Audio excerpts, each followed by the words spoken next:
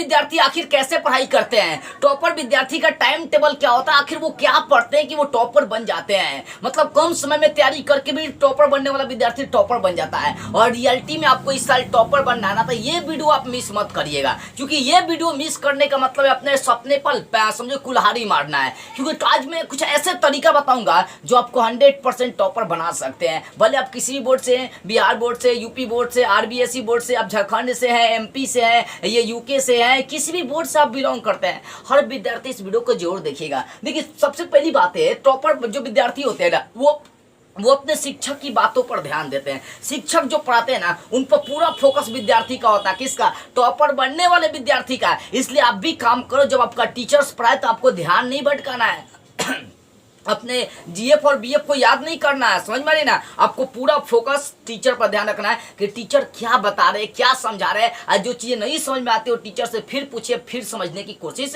करिए, हमेशा question marks लगाते रहें। तो पहली बात है, शिक्षक की बातों पर ध्यान देना है, उनकी हर बातों को ध्यान से समझना है। क्योंकि देखो अगर फोकस देंगे तो भैया आप इंटेलिजेंट बन जाएंगे, हर चीज आपको बारीकी से समझ में आ जाएगी। दूसरी बात है अभ्यास करना। जो चीज आपके शिक्षक पढ़ा रहे हैं ना, जो चैप्टर्स पढ़ाई होगा उसका जाकर घर पर अभ्यास मतलब उसका जमकर रिवीजन करना शुरू कर दीजिए। और आप कम से कम सुबह में 4 घंटे पढ़िए। सुबह में कम से कम 4 घंटे, सुबह 4 से 8 नहीं तो और भी सुबह 2 बजे उठिए, 2 से 6 पढ़ने का काम करिए। सुबह कम से कम आपको पढ़ने पड़ेंगे, सुबह पढ़ाई का रिवीजन करना पड़ेगा। सुबह में उन विषय को पढ़नी चाहिए जो आपको समझिए कि समझ में नहीं आती है। देखो जो विषय आपका पसंदीदा है उसको रात को पढ़े, मतलब जिस विषय का सिर्फ रिवीजन करना है उस विषय को आपको रात के पढ़े, लेकिन जिस विषय को समझना उसको सुबह में पढ़े। तो सुबह में भी आपको पढ़ना जरूरी होता है, क्योंकि सुबह का माहौल बहुत शांत होता है। और चौथी बात है, आपको टाइम टेबल बनाना है। टाइम टेबल बनाने का मतलब ऐसे ही खाली टाइम टेबल नहीं बनाना है, आपको हर विषय पर कम से कम 1 से 1.5 घंटे रोज देने हैं। मान लो अगर 6 गो विषय है या 5 गो विषय है तो 5 विषय पर कोशिश करो कि रोज 1-1 घंटा सब पढ़ दे, या 1.5 घंटा सब पढ़ दे, या 2-2 घंटा सब पढ़ दे। और साथ में उसके लिए रिवीजन का भी अलग से टाइम निकालना होगा,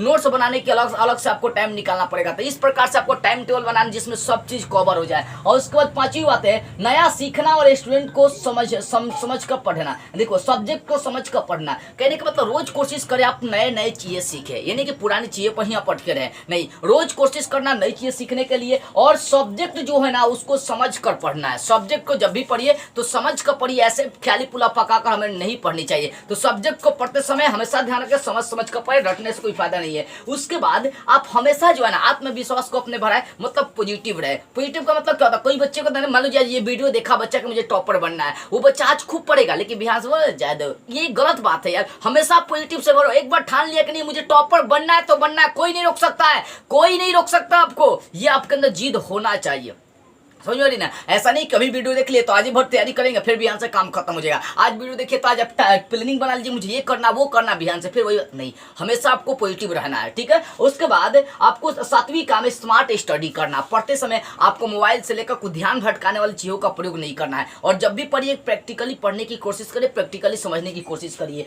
और 8वीं बात है, नोट्स बनाना सीखिए। नोट्स बनाना जब भी देखो मैंने बताया नहीं कि टाइम टेबल इस प्रकार से बनाना है कि सब 1 से 1.5 घंटा टाइम दे, उसको रिवीजन के लिए 1-2 घंटा अलग से टाइम निकाले। और उसके बाद आपको नोट्स बनाने के अलग से टाइम निकालो। नोट्स क्या होता है, इंपॉर्टेंट प्रश्नों का आंसर एक स्थायी पेपर पर लिख देना ही नोट्स कहलाती है। तो नोट्स बना लीजिएगा, इंपॉर्टेंट क्वेश्चन का ही नोट्स बनाना है। नोट्स बना लीजिएगा, एग्जाम के समय आपका ज्यादा टाइम शेयर लेटर नहीं होने वाला है, मतलब बेकार नहीं होगा, ठीक है ना। उसके बाद महत्वपूर्ण विषयों पर अभ्यास करना है। जो विषय आपका महत्वपूर्ण है, जो विषय जैसे मान लीजिए इंटर में चलते हैं तो उसमें एक जैसे बायोलॉजी से बच्चा लेगा तो एक विषय एक्स्ट्रा हो जाता है। अगर मान लीजिए कई बच्चे आर्ट्स में होते हैं तो इतिहास से लेते हैं तो उनका कोई अन्य विषय क्या होता है, एक्स्ट्रा हो जाता है। तो मतलब जो महत्वपूर्ण विषय है आपका, जिसमें ज्यादा रुचि है, उनका थोड़ा सा ज्यादा रिवीजन करेंगे, लेकिन जो कमजोर है उनका भी जबरदस्त रिवीजन करने की आवश्यकता है। और 10वीं बात है मॉक टेस्ट। मॉक टेस्ट का मतलब क्या, देखो जो प्रीवियस ईयर क्वेश्चन पेपर है कम से कम 5 से 10 साल के क्वेश्चन पेपर को आप सॉल्व कर ले, क्योंकि 50 से 70% जो क्वेश्चन होता है वो मॉक टेस्ट यानी आपकी समझिए प्रीवियस ईयर क्वेश्चन पेपर से ही आते हैं। उसके बाद वीकली टेस्ट, आप अपने आप से जो है ना वीकली टेस्ट एक अप्लाई करें, मतलब रोज हमेशा 1 सप्ताह में अपने आप से वीकली टेस्ट दे। मतलब जहां तक आपका चैप्टर एक सप्ताह में पढ़ाई हुआ है उसी के बीच में अपने आप से क्वेश्चन सेट करें और अपने आप से 1 से 1.5 घंटे में 2 घंटे 3 घंटे का टाइम बनाइए। इतना घंटा में सारा क्वेश्चन को सॉल्व करना है,